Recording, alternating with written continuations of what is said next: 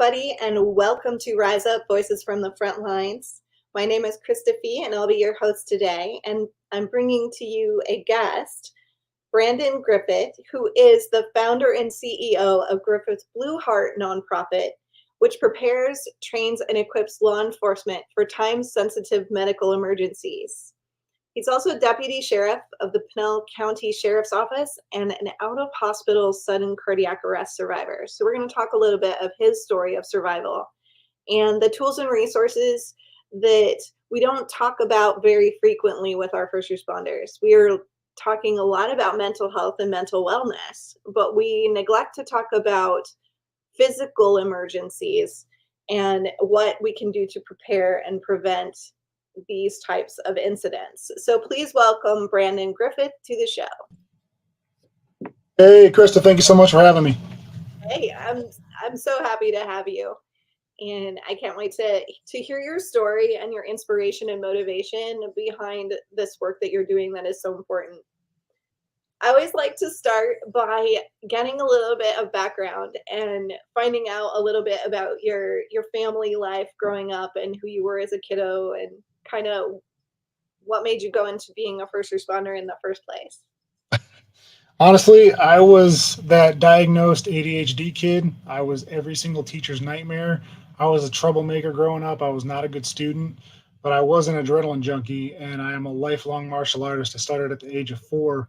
Thank God my parents had the presence of mind to get me that outlet, to funnel it and get discipline and to increase my skills. And in my martial arts training, I was surrounded by military. I was surrounded by police officers.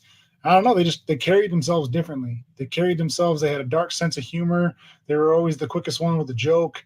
I like how cool and calm they carried themselves out in public, and I got interested into it. And I kind of came down to either joining the military or going straight into law enforcement. And I fell in love with my high school sweetheart and decided that I wanted to pursue law enforcement. So I ended up going that route. So the choice was going away or staying home, and that's what dictated the the career decision. I knew I had something special. You know, she's the best thing that ever happened to me, and I did not want to be away from her. So I figured I'd dig in and go towards law enforcement instead of joining the military and being away from her. I love that. That's awesome. It's so fun to get into all of these reasons why people do what they do in terms of careers, because sometimes it's extraordinarily random. And and then we have, of course, the folks who are like, no, my granddad was an officer and my dad was an officer, and there just really wasn't any other pathway for me to go. But stories like you are really fun. So let's talk a little bit about the career. Like, was it what you expected? I love it. It was the perfect outlet for me, being a martial artist my entire life and building these certain skill sets: control, discipline, communication, problem solving. And then obviously learning the martial arts side of it, I was able to apply these skills out in the real world, and I loved it. I'm an adrenaline junkie. I quickly became a field training officer. We started a community action team. I was able to be part of a fugitive apprehension squad that we put together on double squad days. It was a weird time in the city I was in, because I went from a very small agency with only about 3 men on my squad to being one of the fastest growing cities in the country. And we ended up having, 8-9 man squad before I left that agency. And it just, all of a sudden, we didn't have enough staff to cover what we needed. So you had to become an FTO and a DT instructor, and you had to go, okay, you're going to go do crisis intervention. You're going to go do this. You kind of got thrown into many roles. So you could never get too comfortable, but you were always adapting your skills. And it's something that I really thrive under. I like to have new challenges. I like to have new perspectives. And I like to have new opportunities. So you're a perfect example of the tough guy. You're the model of what most people perceive a first responder to be. How do you balance that with your relationship and your emotions and your well-being personally? I've never really been referred to as the tough guy. I've never really been referred to as that. Most of the time I was the class clown. I was the jokester. I was the guy that was I was the obnoxious kid doing stuff in class, just trying to get out of doing my assignments, and definitely had the martial arts side of it. But a lot of that is self control, and a lot of that is self discipline. So I knew where to apply it and where not to apply it, and it became a balancing act of being all right. When can you be rambunctious? After the call, we can joke around with the guys, but during this, you got to be serious and focused, and you kind of learn how to hyper focus that in. And I think that it really helped my relationship. Luckily, my wife, she's my high school sweetheart. We've been together since I was a kid, and she knew me growing up, and she knew who I was going to be. So we were able to kind of funnel that into a relationship and grow together.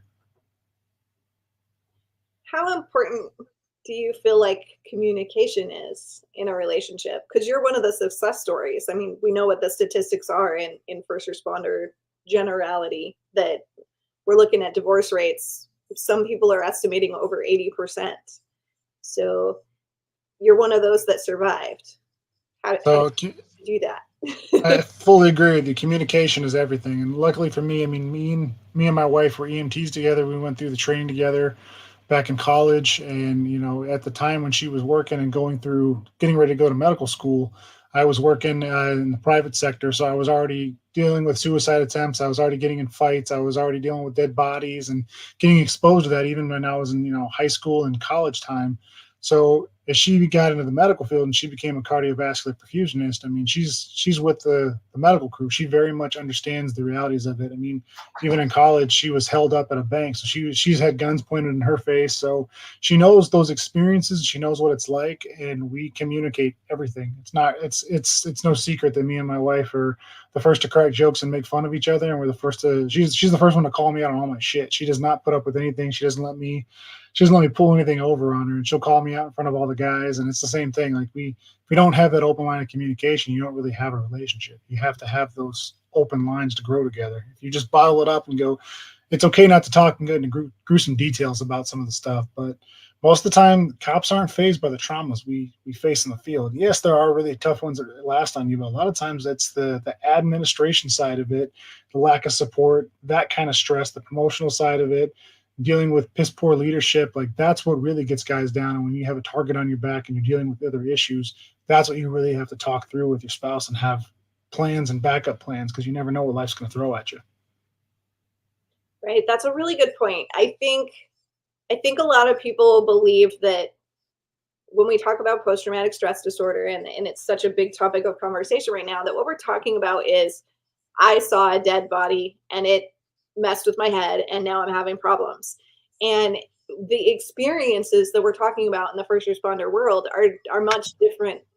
There is, of course, that there's blood and guts and gore and all that stuff. Um, and there's tragedy. There's the children that we lose and the people we can't save and all of that kind of stuff. But oftentimes the experiences are more relational. They're more in the disappointment range. They're the you were supposed to have my back and you didn't, so now there's this moral injury that I'm being blamed for something by the community, and I'm being blamed for something by my bosses and my superiors, and I'm in this alone, and I don't know where to go, and I don't know what to do, because everything that I thought I believed just fell out from under me.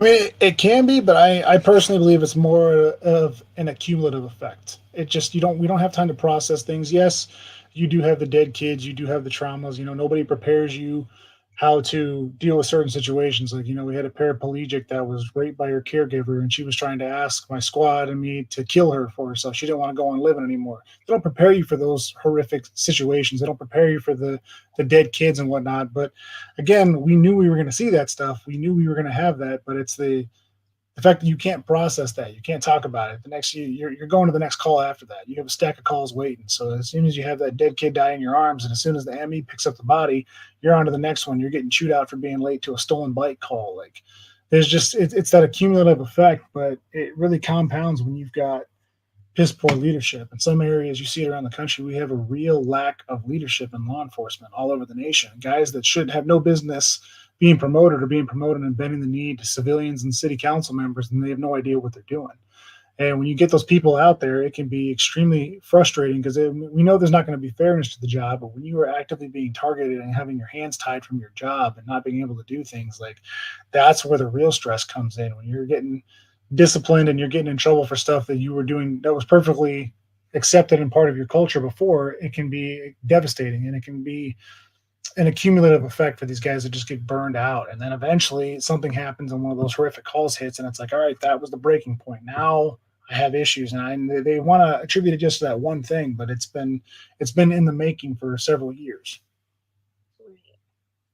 Oftentimes we hear people talk about how I didn't know what was happening to me. Like 20 years into work in the field, they are now, they're divorced, they're drinking all the time, like literally alcoholics. They lost their job because they can't hold their temper in check. They're having all these problems, but when you ask what happened, they didn't see the progression themselves. It requires other people around us, other people in our community, to be able to say, okay, look, are you okay? I noticed that you're short-tempered right now. I noticed that you're reacting. I noticed that you're not showing up on time. What's going on with you? And this idea that we can actually talk about those things ahead of time instead of when it's too late. It's not just the talking portion of it. You chemically change your body physically. If you have a physiological change in the job, just like if you take a domesticated pig and throw it in the wild, it'll eventually grow fur and tusks. It's the same thing with these police officers, especially these younger guys and girls that are coming out with no life experience and never been punched in the face before. They're going out into the field and they're chemically changing. Your body is reacting. Your pheromones are going. You're getting your endocrine systems are in overdrive. So we're getting cortisol dumps. We're getting adrenaline dumps. We're getting dopamine from laughing with our buddies. We having these buildup of chemicals that are literally changing us. And of course, it's going to give you fatigue. It's going to give you headaches. It's going to give you back pain. It's going to give you the shakes. It's going to have this accumulative effect on you. And of course, we're not getting good sleep. We have a sleep epidemic. We're overcaffeinated. We're not taking care of ourselves and our well-being. We're eating at the gas stations half the time, or going to a drive-through real quick. So when you're not getting proper sleep, when you're not working out and getting those chemicals that build up off, things change. You start becoming irritable. You're not getting good sleep. Everyone's an asshole. Everyone's doing this. I just want to sit and do nothing for a while. I just want to be in my own zone. I don't want to go out and socialize. Like right now, my body is just trying to recover from the week I just had. And no, I don't want to go to some kid's birthday party. And you'll see that happen where guys will just change and they're not dealing with it appropriately. And that's where they have to start raising those flags and go, you know what? I am being an asshole. I have no drive to do anything right now. All I want to do is crack open a beer and sit in front of the TV. What is wrong with me? And that's where they have to start going, all right, what can I change? How can I prioritize my sleep? How can I prioritize my nutrition? How can I prioritize this? Do I need to go talk to somebody? It's a physical change as well as a mental health change, but everyone only wants to talk about the mental health stuff. And for some guys, sitting on a couch talking to somebody isn't really going to make that difference. It's the lifestyle change and dealing with the chemical buildups in our bodies.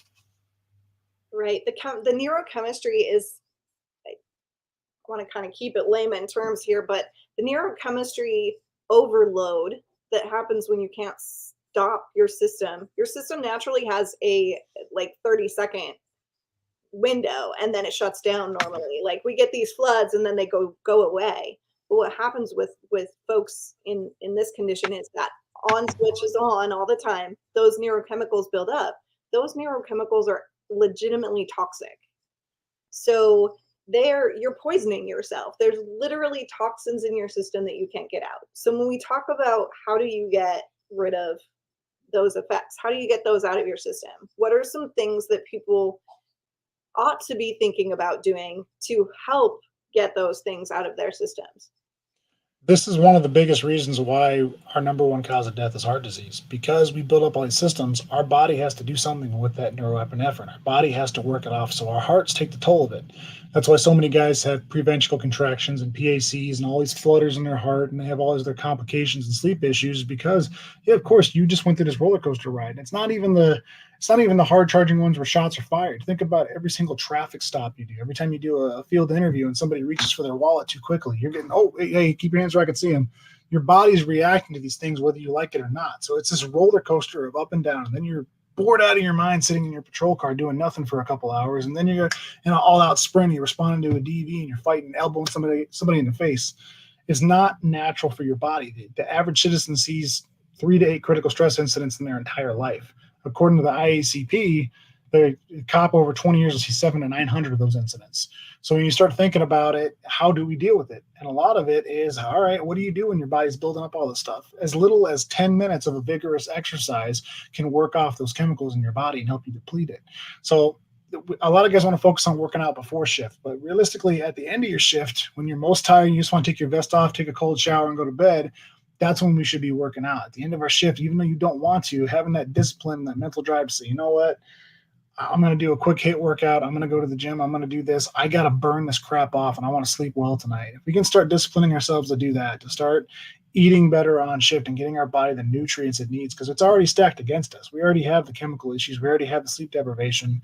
If we can give our bodies the right nutrients and the right vitamins, the B vitamins and your magnesiums and all the stuff that help regulate your glands, you're going to start seeing some big changes. Staying hydrated, being able to talk to other people, having outlets outside of work, being able to have something that zones or relax you, whether that be mountain biking or boxing or reading. I don't care what it is. You got to figure out what works for you. But being able to incorporate these things on a regular basis is going to help you on that marathon of your career and prevent you from having those strokes, those heart attacks, the cardiac arrests, all these other incidences that are killing cops and firefighters and military members all the time. So you've always been physically fit. You've always focused on being very active. And still you had your own experience. Tell us a little bit about what led up to that and what happened to you. Yeah, so anytime I tell anybody that I'm a cardiac arrest survivor, they automatically go to the stigmas. They think about the old man clutching his chest, having a heart attack. They think there must be something wrong with you. You got to have a congenital defect. What's your family history? They want to pawn it off. They don't think about electrical malfunctions. They don't think that cardiac arrest and heart disease is our number one killer. Heart disease kills 17.9 million people around the globe per year. It's our number one cause of death. And just in the U.S., we lost 697,000 Americans last year. But everyone assumes that, it had to be, maybe he was eating too many cheeseburgers, or it was stress, or it was this. But the reality is, from the time you're in the womb till the day you die, your heart sends off these electrical impulses, and it causes the four chambers of your heart to beat in the right sequence.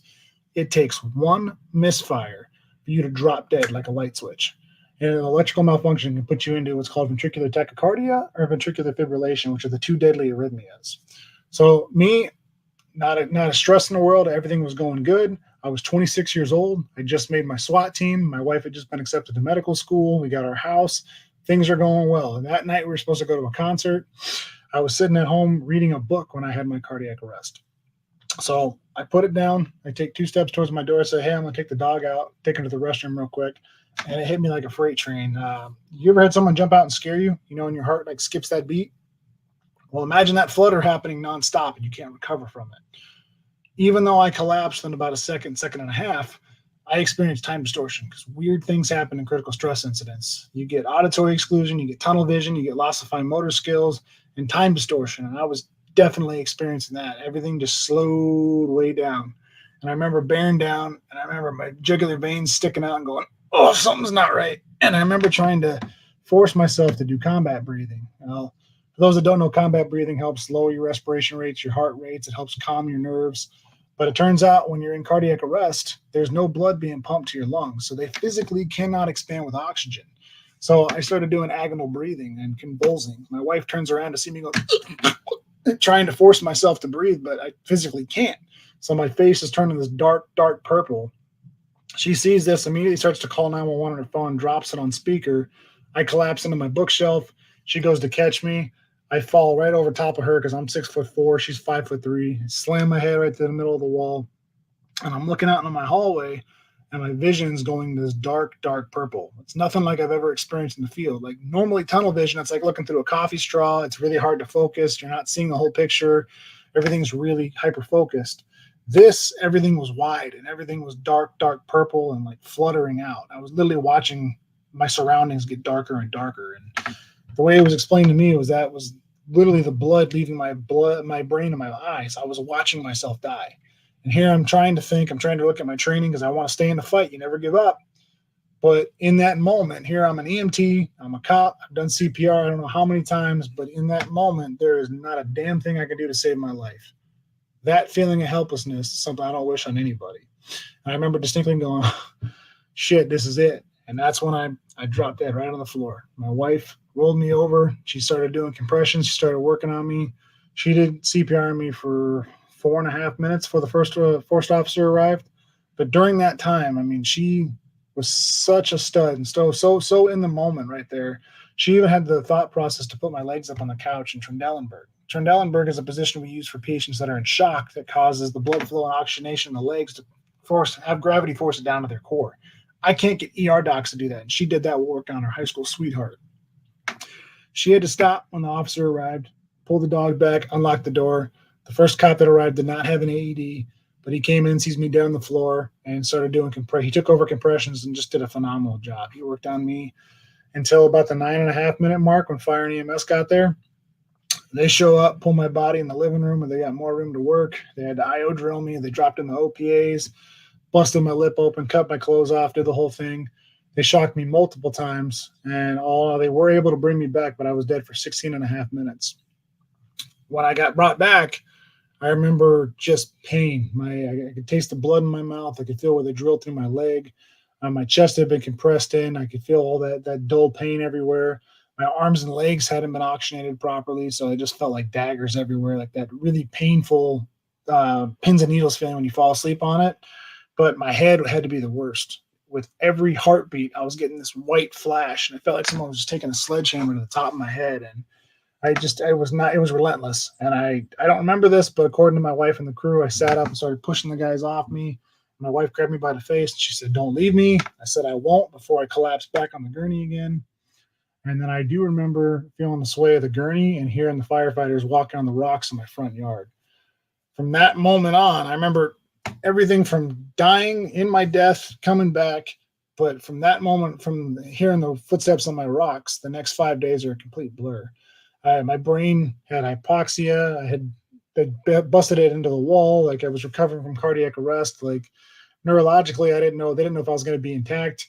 I was cracking jokes according to the crew. I was in the back of the ambulance calling the guys hose draggers and cracking jokes. I'm still friends with the guys to this day, but it was just one of those weird things. The next 5 days, I'm just having glimpses. And I remember, waking up and I'm talking to my wife, passing back out. Waking up, the guys from my team are there, passing back out. I wake up, I'm crying for some reason, pass back out. I'm slow dancing with my wife on the way to the bathroom.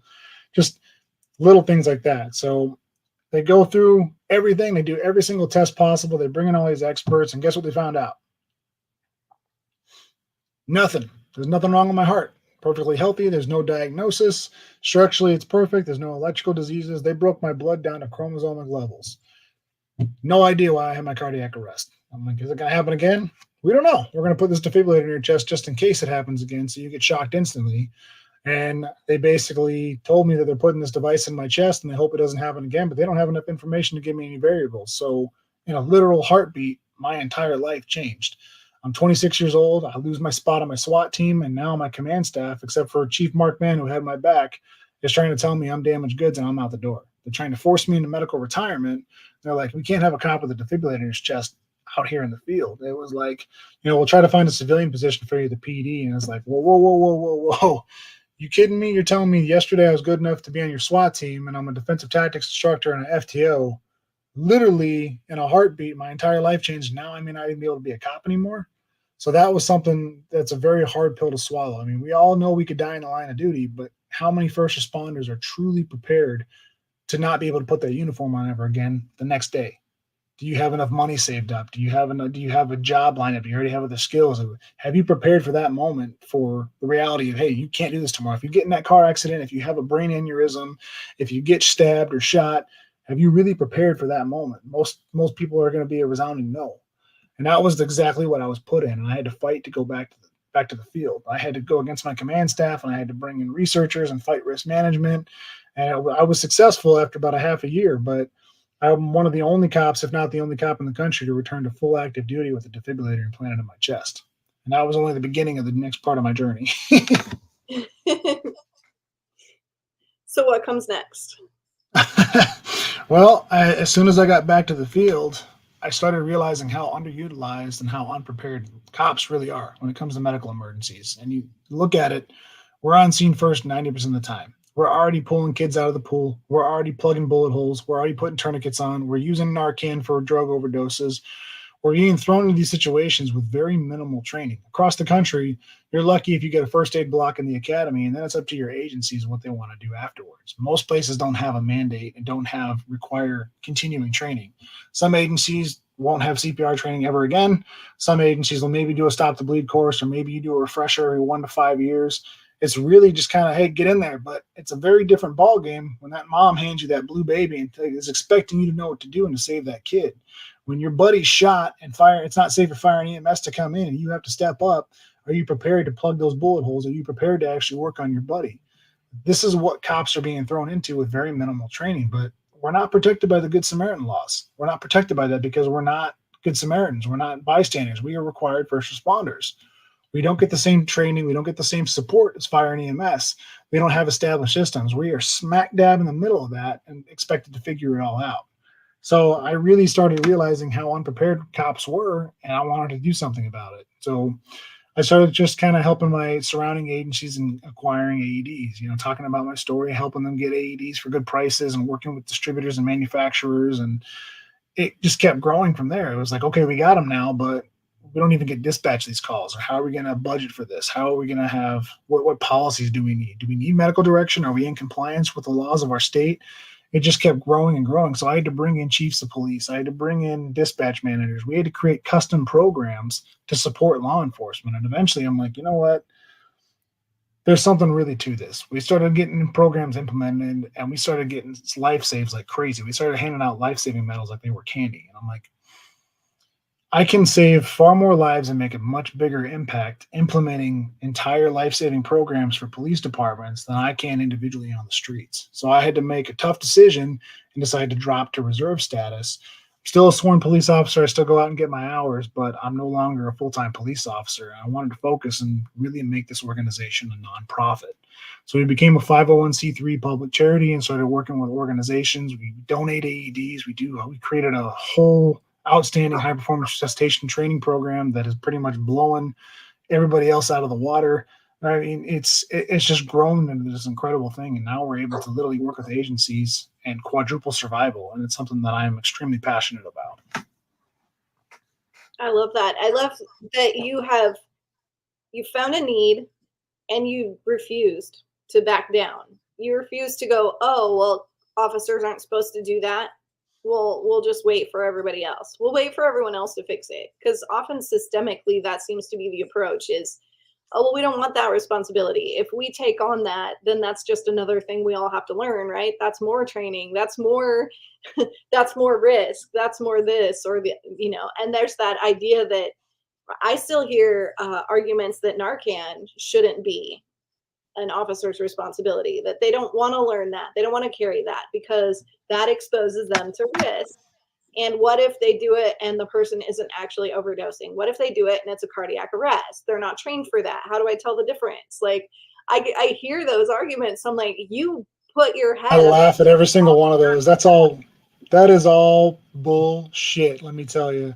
So, like, everyone talks about that, but the fact is that we're on scene first. We're already doing it. And now, because we are required first responders, cops are getting sued around the country for doing nothing, for saying, hey, I called the fire department. I did my job. Hey, roll fire. And they're standing there.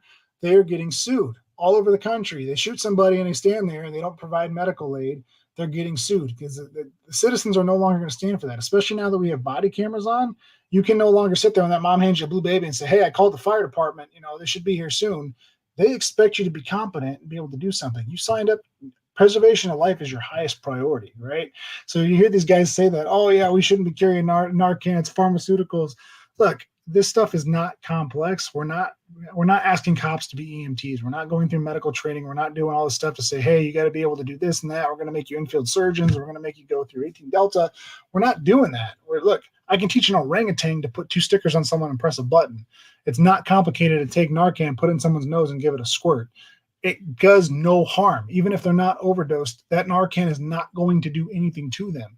And that's some of the stuff that we see. It's just, you will see old school minded guys that grew up in a different time being like, that's the fire department's job. If I wanted to do that, I would have put in another application. All right, well, when your buddy's shot, what the hell are you going to do? When he's shot in the fire department, it's not safe because someone's barricading the car. I know, I'm pretty sure you met, I think he's been on your show, my good buddy Chris Hoyer. He's on our board of directors. When Dave Glacier was shot, fire and EMS refused to go in for like 40-something minutes. They were over there working on their buddy by themselves. So you're telling me it's not your responsibility, but what about your partner? What about when they get exposed and they overdose, when they're going into a drug house? What happens when they have a cardiac arrest and fire and EMS is 20, 30 minutes away? Do you really want to stand there being unprepared and say, I called the fire department? That's a cop-out. That's old school mind thinking, and it's very rare, especially the younger guys, the guys that are already out there. They're doing it. And we did a poll with Police One, and within like the first 1 to 3 years, I think like 90-something% of cops had already done CPR or something like that. And most of us are already putting it in. If you look at the numbers alone, we prepare so much for those fatal police shootings, right? Last year we had 1,176 fatal police shootings. 697,000 Americans died from heart disease. Almost 100,000 people died from drug overdoses. 60,000 people had died from blood loss. What are you more likely to run across? And when you're on scene first, if your fire department's 8, 12, 20 minutes out, you're going to stand there with a thumb up your ass and do nothing? Like that's when I hear some of those arguments, it's like, come on, you got to be kidding me. Like you guys are already sitting there. You're really going to do nothing when that kid's dying? Like that's BS. Right. One of the things that Battle to Be, our organization, is working on, because of so many of these interviews that I've done with officers who have experienced getting shot, getting ambushed, losing a partner, is personal active shooter response kits that go on their belts so that they literally have wound pack and bleed stop and, some of the other things that most people aren't going to really know what they are, but some of the I've very seldomly run into organizations that don't have that. Most organizations across the country standardized this practice after Columbine in the 90s. They were like, hey, look, we're already on scene. This is for self-preservation. If I get shot, if I get stabbed, if I'm in that car accident, I need to be able to save my own life for self-aid. And it's very seldom that you come across an agency that doesn't issue tourniquets, chest seals, hemostatic gauze. We're trying to take it to the next level because cops, firefighters, military, we're at a 70% higher risk of heart disease.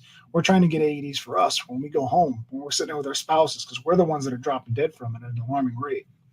Right. And every gym in the country has an AED on the wall. Every daycare has an AED on the wall.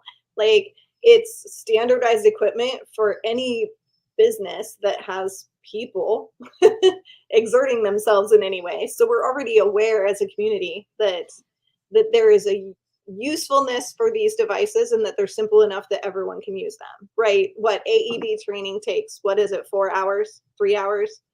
There is no requirement of certification. Like everyone wants to look at this and go, oh, this nonprofit over here says I have to have a CPR card. You don't need to be certified to save a life. Look, you look at these programs out there, you can literally watch a 60-second video online and save someone's life. You're already on scene. It's not complicated. But yeah, I mean, you have these courses, the BLS courses that are like 2 to 4 hours, and most cops go through that in the academy, and they get a refresher at some point throughout their careers if they do that. But it's really not complicated. The device does all the work for you. You press a button, it's like, stay calm, check responsiveness, apply stickers, and it's like, hey, look, there's pictures. Cool. Like, it's not like it's overly complicated. It does the work for you. But you still got guys like, I'm not trained to do that. I'm like, my 80-year-old grandma can do it. And you see all these bystanders doing it on the side of the road with no medical experience. You're telling me a trained cop can't apply an AED? So an AED could have helped you immediately. Oh, absolutely. Yeah, so, I mean, there's a lot of misconceptions out there. Like everyone's, CPR saves lives. Okay, CPR does not save lives. CPR circulates oxygenated blood long enough for you to receive defibrillation. Defibrillation is what saves lives. And all the stuff we see in movies where they're flatlining and they code and you see, that's all BS. Look, the heart is not flatlining. It's called asystole. When people are in cardiac arrest, basically there's two rhythms, right, that are shockable. There's VTAC, which just means the heart is beating so fast that it's not able to fill back up with blood and pump it back out. So your body's not getting any oxygenated blood circulating. And there's ventricular fibrillation, which is what I had, where the heart's in this quivering motion. It needs that shock to go back to a normal arrhythmia, right? So that's where AEDs actually come in. So AEDs are the ones that actually save people's lives. I can do CPR all day. They're not coming back up. They're not going to wake back up. It's like the TV where you go 1, 2, 3, 4, and they wake back up and start pushing you off them. That's all TV Hollywood stuff. I've been on scene and lost and gotten pulses back. The longest I've personally done CPR was 40-something minutes. 18 and a half minutes, we're able to get pulses back in and out. Like, people just need to start seeing the realities of what resuscitation really is. Right. Right. As a trained responder, it's always funny to see the television representation of that because people are actually breathing or coughing and they're doing CPR. What's And that old saying? The only thing more full of shit than a cop is a TV cop.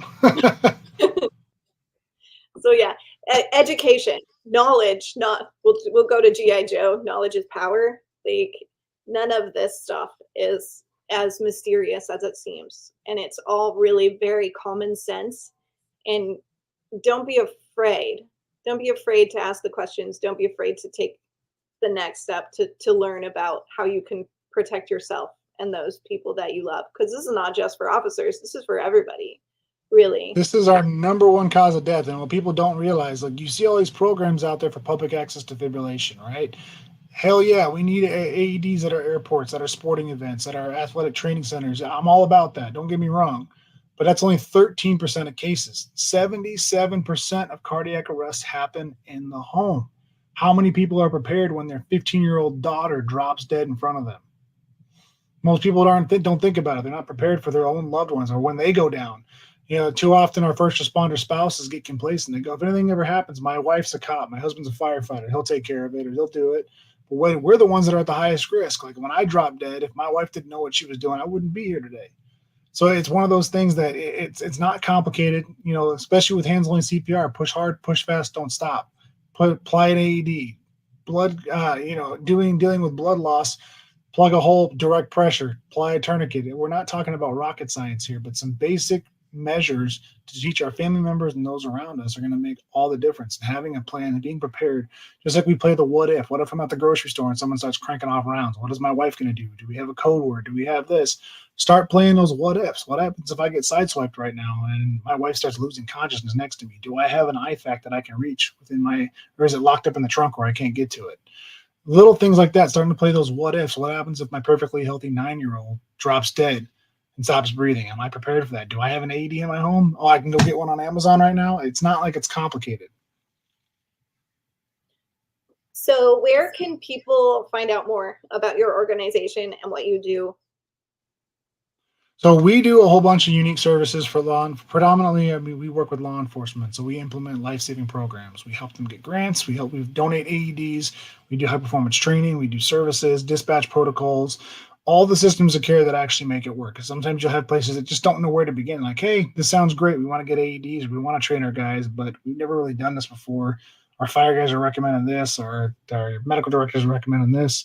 Look, this is what we're going to do. We're going to come in and we're going to help you create a custom program that meets your needs. So if they want to check us out, we're at griffithblueheart.com. I'm on LinkedIn at Brandon Griffith. We got Griffith Blueheart on Instagram. There's plenty of ways you guys can reach out to us, and we can help create a custom program to help you save more lives in your community. And additionally, if you would like to support his program, that too. We are a nonprofit. We do take donations, but obviously we're public servants first. We want to help cops. So any grants, any donations, we have a lot of cool fundraisers coming up. We do stuff like carbine builders. We do mountain bike rides. We've got speaking events and training events, and we got some cool stuff that's coming up. Sheriff Lamb's going to be speaking at our Shield of the Hearts event coming up in October at the Embassy Suites Biltmore. Come on out and support us because, these programs are not cheap, and it takes a lot to help cops save lives. Absolutely. Awesome. So any last words of wisdom to our listeners? Make sure that you are earning each day you're getting, because you have no idea when your time is up. I never thought in a million years at 26 that I was going to drop dead. And I didn't know, I still don't know if my heart's going to crap out on me again. It could happen right now. We're having this conversation, but I do know that I try to earn every single day I'm given. I make sure that those around me know how much I love them. I make sure that I try to have as little regrets as possible. And I want to do something to be better each day. At the end of each day, I got to look at myself and say, was I a good husband today? Was I a good father? Did I help somebody? Did I make an impact? You can't answer those questions. Are you really earning the time you have? Because it can literally change in a heartbeat. You can walk out and get struck by lightning. You can have a brain aneurysm. You can have a cardiac arrest. You look at the realities of the world we're in, especially first responders, how quickly guys are getting ambushed nowadays.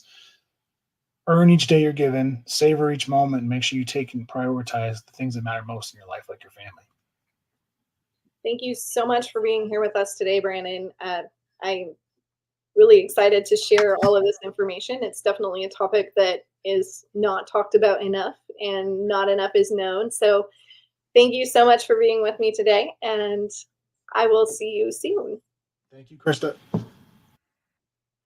Thank you guys so much for being with us on this episode of Rise Up, Voices from the Frontlines. And I will make sure to put a link to Brandon's organization underneath this podcast so you can easily reach him if you need more information or if you'd like to support him.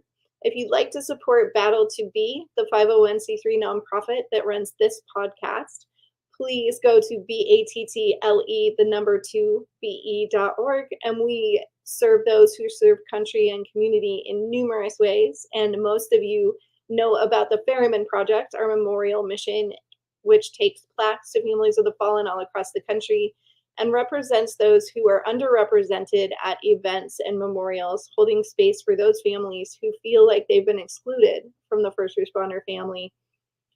And our biggest thing that we want you to remember is no matter how your loved one has left, the light of their service is not diminished by their cause of death. And we need to remember as a society that behind every uniform, behind every badge is a real human being, a real life who has thoughts, feelings, emotions, dreams, and a family. And every single one of those lives needs to be remembered and honored and respected. So again, if you'd like to support our podcast, you can easily do so with the button down below or go over to battle2be.org. Hope to see you in September at our fundraising gala event in Conroe, Texas. You can also live stream that event. So if you want to support us by being there, but you can't actually be in the state, that's also an option. Thank you so much. And I can't wait to see you guys again next week. Please feel free to leave comments and questions, and we'll definitely make sure that one of us can answer you.